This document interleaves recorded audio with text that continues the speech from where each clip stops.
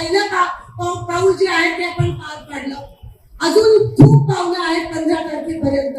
प्रचंड दबाव निर्माण होणार आहे. मला पण सर्वात जास्त टीका तुम्ही म्हणता दासरीजी, मला सोडत नाहीत कधी. आता कोणीतरी काय म्हणत होतं, आता मित्र पक्षाने तरी भान ठेवावा. ही लढाई आपली सगळ्यांची संविधान जपण्यासाठी लढाई आहे, नाहीतर शत्रू विरोधक आपला फायदा करून घेतील. आणि म्हणून हात जोडून विनंती करते, मी वारंवार सांगितलं माझ्या रक्तात काँग्रेस आहे.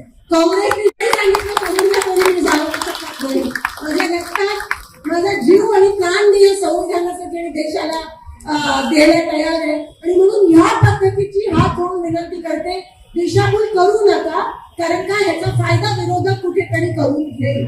आणि आपण सगळे ही लढत आपण सगळे संविधानासाठी लढत आहोत. म्हणून या लढाईला कुठेतरी कमकुवत गालबोट नाव देऊ नका, अशी मी माझ्या सगळ्या सहकार्यांना विनंती करते.